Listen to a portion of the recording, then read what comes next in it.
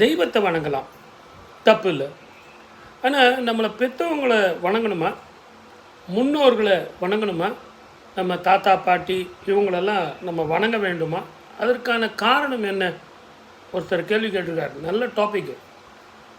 ஏன்னா அவங்களும் மனிதனாக இருந்து மனிதனாக வாழ்ந்து மனித தெய்வமாக மாறியாங்க இல்லையா? அதனால் அந்த கேள்வி கரெக்டு தான். ஆனால் உங்களுக்கு வேணுன்னா அவங்க மனிதனாக இருக்கலாம். ஆனால் உங்கள் சந்ததிக்கு அவங்க யாருன்னு கேட்டிங்கன்னா, உங்களுக்கு உயிர் கொடுத்த தெய்வம். உண்டி கொடுத்தோன் உயிர் கொடுத்தோன். அந்த உண்டியை கொடுத்தவனே அவங்க தான். சாப்பாடும் கொடுத்து, வீடும் கொடுத்து, நிலமும் கொடுத்து, கடையும் கொடுத்து, உங்களுக்கு உயிரும் கொடுத்து, நல்ல ஆரோக்கியத்தை கொடுத்து, நல்ல மனைவி, நல்ல சந்ததிகள், நல்ல குடும்பம் அப்படின்னு அனைத்துக்கும் மூல காரணமாக இருந்தவர்கள் அந்த முன்னோர்கள். அதனால்தான் தர்ப்பணம் பண்ணணும். அவங்க உயிர் நீத்த அந்த திதியில் அவங்கள நினச்சி நாம் எல்லாம் தானங்கள் தர்மங்கள் பண்ணணும். அதை வாங்கியவர்கள் அதையெல்லாம் உண்டு நம்ம மூதாதையர்கள் பேர் சொல்லணும்.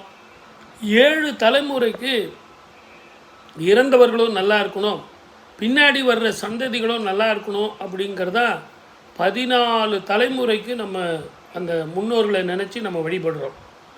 இது மறைமுகமாக நம்ம வழிபடுறதுனுடைய அர்த்தம் என்னன்னு கேட்டிங்கன்னா, குலதெய்வமும் முன்னோர்களையும் வழிபடும்போது என்னுடைய மகன், என்னுடைய மகள், என்னுடைய பேரன் பேத்தி கிரகஸ்திதியினால் இப்படியெல்லாம் கஷ்டப்படுறாங்க அப்படின்னு அவர்களும் நம்மோடு சேர்ந்து இறைவனை நோக்கி கையேந்தி இறைவனிடம் வேண்டுவார்கள்.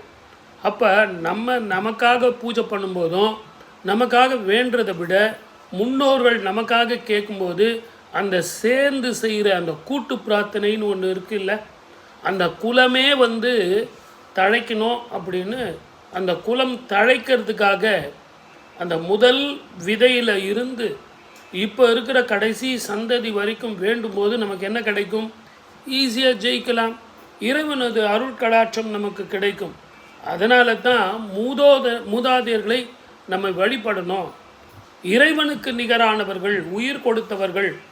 அந்த உயிரையே கொடுத்துருக்காங்கன்னா அவங்க எப்படிப்பட்ட சிருஷ்டிக்கு ஆரம்பமாக இருப்பாங்க? இறைவனுக்கு நிகரானவர்கள், சிருஷ்டி ஆரம்பித்து வைத்தவர்கள், இந்த சந்ததியை உருவாக்கியவர்கள், இந்த குலத்தையே ஒரு சிறு புள்ளியில் இருந்து ஆரம்பித்து வச்சவங்க. அதனால தான் இந்த நிகழ்ச்சியை நீங்கள் உங்கள் மகனுக்கும் மகளுக்கும் போட்டு காட்டுங்க, பேரனுக்கும் பேத்திக்கும் போட்டு காட்டுங்க. மூதாதையர்களுக்கு தர்ப்பணம் கொடுங்க, தானம் கொடுங்க. அவங்க பேரில் நிறைய தான தர்மங்கள் செய்யுங்க. அவங்க வாழ்ந்தாங்கன்னா நீங்களும் வாழ்வீங்க. சப்ஸ்கிரைப் பண்ணிட்டீங்களா? ஷேர் பண்ணுங்கள்.